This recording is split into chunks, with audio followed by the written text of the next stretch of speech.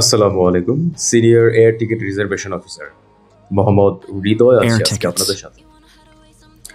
আজকে আমরা আলোচনা করব এয়ার টিকিটের প্রকারভেদ নিয়ে। এয়ার টিকিট কয় ধরনের হয়ে থাকে? এয়ার টিকিট সাধারণত দুই ধরনের হয়ে থাকে।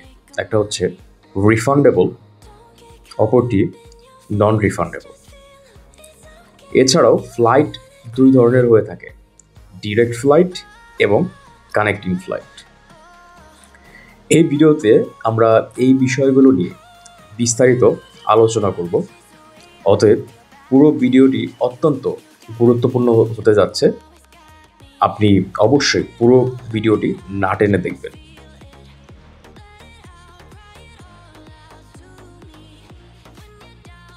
বিমান ভ্রমণ এখন অনেকের কাছে খুবই সাধারণ একটি ব্যাপার হয়ে গেছে, কিন্তু টিকিট কাটার আগে আপনি যদি আপনার টিকিটের প্রকারভেদ সম্বন্ধে ভালোভাবে না জানেন, তাহলে এটা আপনার ভ্রমণ পরিকল্পনায় সমস্যা হতে পারে।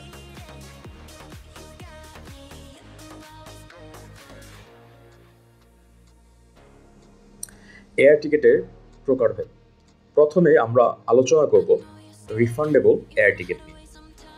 রিফান্ডেবল এয়ার টিকিট কি? এই ধরনের টিকিট বাতিল করলে অথবা সময় পরিবর্তন করলে আপনি কিছু টাকা ফেরত পাবেন অথবা রিফান্ড পাবেন। তবে এর জন্য কিছু শর্ত থাকে, কিছু ফি দিতে হয়। রিফান্ডেবল টিকিট সাধারণত একটি বেশি দামের হয়। সুবিধা: যদি আপনার ভ্রমণ পরিকল্পনায় কোনো পরিবর্তন আসে, তাহলে আপনি টিকিট বাতিল করে টাকা ফেরত পেতে পারেন। অপরদিকে এই ধরনের টিকিটের দাম তুলনামূলকভাবে বেশি হয়ে থাকে। যেমন ধরুন, আপনি ঢাকা থেকে ব্যাংককে যাওয়ার জন্য একটি রিফান্ডেবল টিকিট কিনলেন। কোনো কারণে যদি আপনার ভ্রমণ বাতিল করতে হয়, আপনি টিকিট বাতিল করে কিছু টাকা ফেরত পাবেন। তবে এয়ারলাইন্সের নিয়ম অনুযায়ী রিফান্ডের জন্য কিছু ফি আপনাকে প্রদান করতে হবে।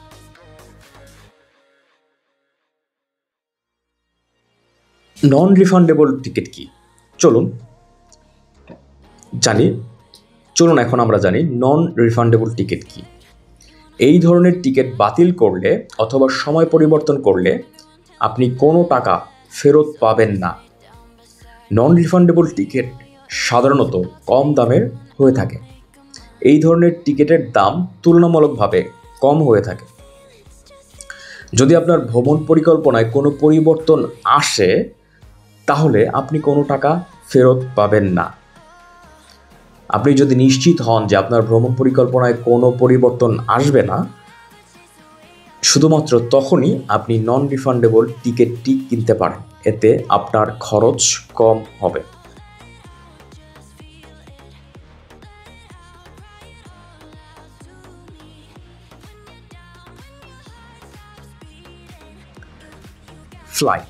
ফ্লাইটের প্রকারভেদ। ভিডিওর শুরুতে আমরা বলেছিলাম ফ্লাইট সাধারণত দুই ধরনের হয়ে থাকে, ডিরেক্ট ফ্লাইট এবং ইনডাইরেক্ট ফ্লাইট। ডিরেক্ট ফ্লাইট কি? এই ধরনের ফ্লাইটে কোনো যাত্রা বিরতি থাকে না। আপনি সরাসরি গন্তব্যে পৌঁছাবেন। সুবিধাগুলোর মধ্যে ধরেন, ডিরেক্ট ফ্লাইটে সাধারণত কম সময় লাগে, ঝামেলা কম হয়। ডিরেক্ট ফ্লাইটের দাম তুলনামূলকভাবে একটু বেশি হয়ে থাকে। যেমন ধরুন, আপনি ঢাকা থেকে কুয়ালালামপুর যাবেন। ঢাকা থেকে কুয়ালালামপুর যাওয়ার জন্য কোনো ডিরেক্ট ফ্লাইট থাকে, তাহলে আপনি সরাসরি মালয়েশিয়া কুয়ালালামপুরে পৌঁছাবেন, কোনো যাত্রা বিরতি থাকবে না।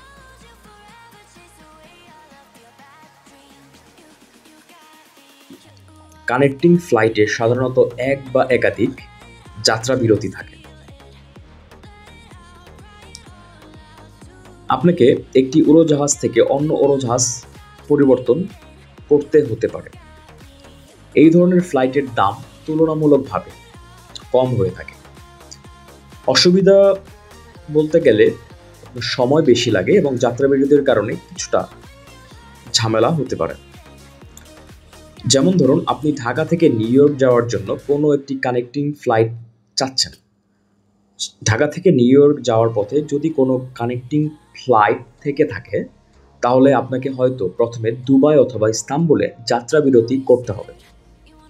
এরপর অন্য একটি ফ্লাইট করে নিউ ইয়র্কে যেতে হবে।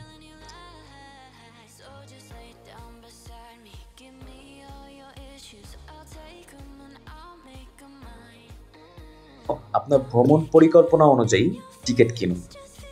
যদি আপনার ভ্রমণ পরিকল্পনায় কোনো পরিবর্তন আসার সম্ভাবনা থাকে, তাহলে অবশ্যই রিফান্ডেবল টিকিট কেনাই ভালো। আর যদি আপনি খরচ কম করে ভ্রমণ করতে চান, তাহলে নন রিফান্ডেবল টিকিট কিনতে পারেন। ডিরেক্ট ফ্লাইট নাকি কানেক্টিং ফ্লাইট আপনার জন্য সুবিধাজনক, তা আপনার সময়ের ওপর নির্ভর করবে। আপনার প্রয়োজন অনুযায়ী ডিরেক্ট ফ্লাইট এবং ইনডাইরেক্ট ফ্লাইট অথবা কানেক্টিং ফ্লাইট নিতে পারেন। ডিরেক্ট ফ্লাইট এবং কানেক্টিং ফ্লাইট কি, এতক্ষণ অবশ্যই আপনারা বুঝে গেছেন, জেনে গেছেন। তো এখন থেকে আপনাদের নিজেদের ফ্লাইট চয়েস আপনারা নিজেরাই করতে পারবেন। টিকিট কেনার আগে অবশ্যই এয়ারলাইন্সের নিয়ম কানুনগুলো ভালোভাবে জেনে নিন। আপনারা যদি অন্য কোনো ট্রাভেল এজেন্সির মাধ্যমে টিকিট করিয়ে থাকেন, তাহলে অবশ্যই সেই এজেন্সির যারা কর্মকর্তা অথবা কর্মচারী আছে তাদের কাছ থেকে বারবার জিজ্ঞাসা করে এয়ারলাইন্সের নিয়ম কানুন, refund policy, reissue policy, refund charge, reissue charge, এগুলো সমস্ত কিছু ডিটেলস আপনি আগে থাকতেই ভালো করে জিজ্ঞাসা করে জেনে নেবেন। এতে পরবর্তীতে আপনার জন্য সুবিধা হবে। আশা করি এই ভিডিওটি আপনাদের জন্য অনেক হেল্পফুল হয়েছে। কোনো এয়ারলাইন্সকে প্রচার অথবা প্রসার করা আমাদের কোনো উদ্দেশ্য নয়।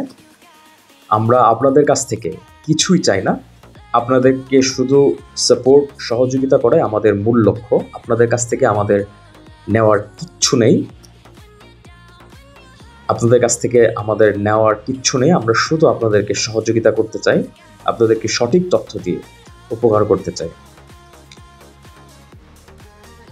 আজকে এ পর্যন্তই।